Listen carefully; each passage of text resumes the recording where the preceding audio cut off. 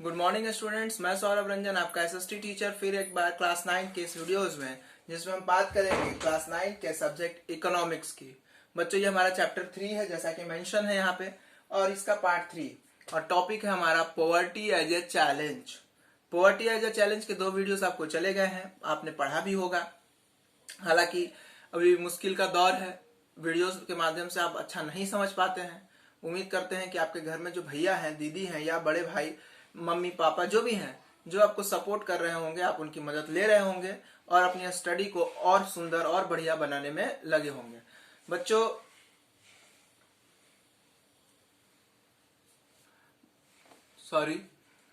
अब हम बात करने जा रहे हैं पॉवर्टी एज ए चैलेंज में एक बहुत बड़े टॉपिक का, जिसका नाम है इंटर स्टेट डिस्पैरिटीज। अब जो है, आप अपने पीडीएफ की डिमांड करते हैं, ऑलवेज इसकी डिमांड करते रहें, ये पीडीएफ ही आपको सब कुछ बताएगा। तो इंटर स्टेट डिस्पैरिटीज जो है, अलग अलग राज्यों में अलग अलग बातें जो हैं, इसको आज हम समझेंगे कि जब भी कोई एक राज्य, कोई भी स्टेट बहुत डेवलप होता है तो वहां पे जो चीजें हैं वो अच्छी होती है, और जहां पे डेवलपमेंट नहीं है वहां पे चीजें पीछे चली जाती हैं। हम बात करेंगे केरला की, हम बात करेंगे बिहार की। केरला, जहां शिक्षा ही सब कुछ है। केरला, जहां कोरोना आने के बाद सबसे अच्छी रिकवरी वहीं की गई। केरला, जहां 98% तक लोग शिक्षित हैं। केरला, जहां हर लड़की, हर बच्ची सुरक्षित है, पढ़ती है, लिखती है और अपने कैरियर का चुनाव करती है।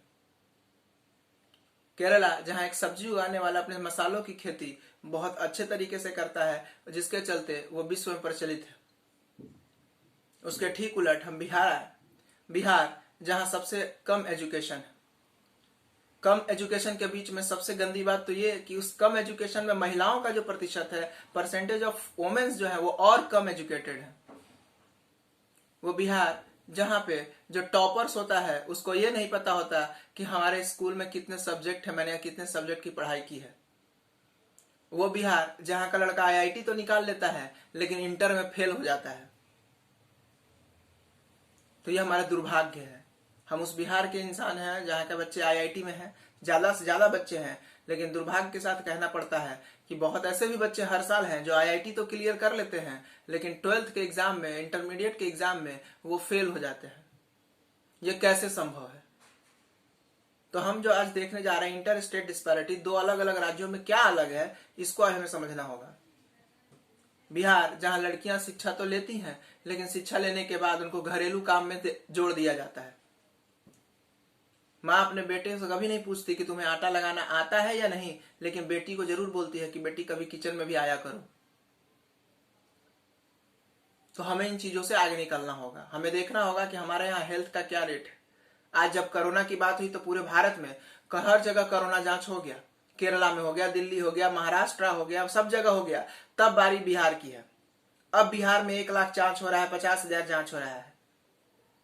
जिस दिन दिल्ली में हो रहा था उस दिन बिहार में कुछ नहीं था, बिहार नॉर्मल।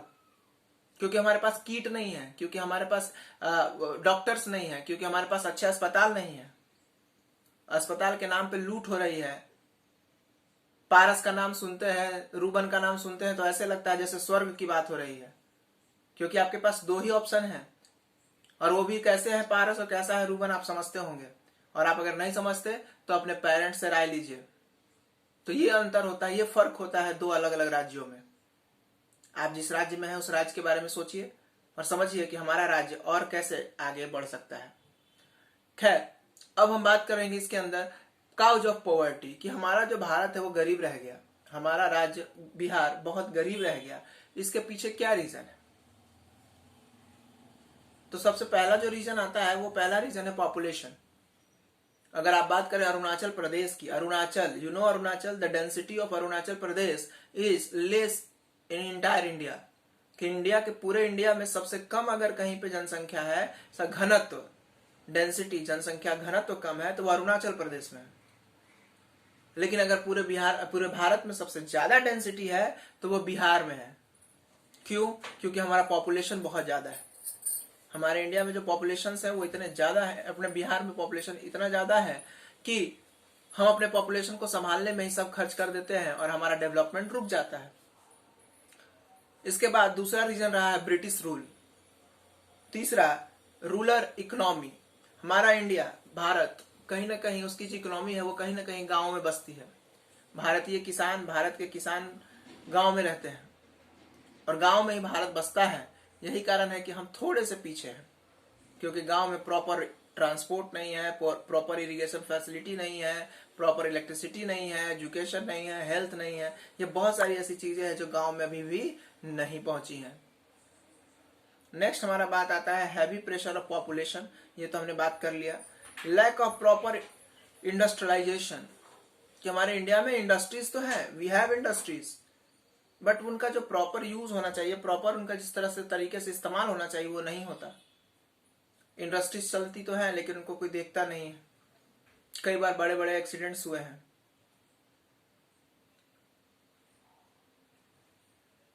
अंडर एम्प्लॉयमेंट, इस अंडर एम्प्लॉयमेंट को आप समझिए बच्चों। Under employment is also called as hidden unemployment. Under unemployment is also called as hidden unemployment. In this case, the person seems to be employed, but really he is not. ये एक ऐसा case है जिसमें लोग लगते तो हैं कि वो एम्प्लॉयड है, लेकिन ऐसा होता नहीं है। Take example of a farmer, कि भाई एक किसान है, उसके 2 बेटे हैं।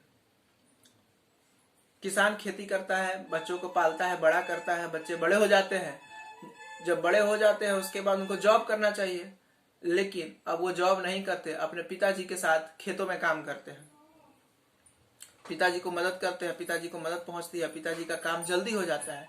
लेकिन इनकम पहले पापा का 1 लाख था, वो 1 लाख का इनकम एक पर्सन कमाता था, अब 1 लाख में ही अब 3 लोग हो गए। 1 लाख में 3 लोग हो गए, जिसके चलते इनकम अब 33,000 हो गई। अगर पर पर्सन की बात करें तो हमारा जो इनकम है वो कहीं ना कहीं 33,000 पर पर्सन हो गया, जो कि पहले 1 लाख था। तो ये चीज दिखाता है कि हमारे भारत में इन चीजों से, या हमारे लोगों के बीच में इन चीजों से पर कैपिटा इनकम जो है, हर व्यक्ति का जो खुद का आय है वो कम हो रहा है। अब हम बात करेंगे इसके बाद एक और, वो है हमारा सोशल फैक्टर, कि हमारे गरीबी के पीछे एक सोशल फैक्टर भी वर्क करता है। मैं ज्यादा नहीं कहूंगा, बस इतना समझे कि सोसाइटी जब हमारी इनहेंस होती है, सोसाइटी जब बात करती है, तो सोसाइटी एक ही चीज के पीछे चलती है कि उनके घर में क्या है, मेरे घर में क्या है। आज हर बच्चा देखा देखी करता है। अगर आपके घर का बच्चा बड़े स्कूल में जाता है तो पड़ोसी का बच्चा बड़े स्कूल में जाता है। हम डॉरी की बात करते हैं, हमारे बिहार से, हमारे सोसाइटी से डॉरी खत्म नहीं हुआ है। समाज में दहेज एक ऐसी समस्या बन गई है जो पिछले कई हजार सालों से चलती आ रही है और अभी तक चलती जा रही है। और ये डॉरी जो है किसी न किसी तरीके से सोशल फैक्टर में आती है, क्योंकि सोसाइटी इस डॉरी को जन्म देता है। खैर, इसके आगे की बात हम अगले वीडियोस में करेंगे। तब तक आप जो है इसके बारे में थोड़ा अवेयर होइए। अगली वीडियोस में मैं इस टॉपिक को बहुत लंबे फॉर्म में डिस्क्राइब करूंगा। थैंक यू बच्चों।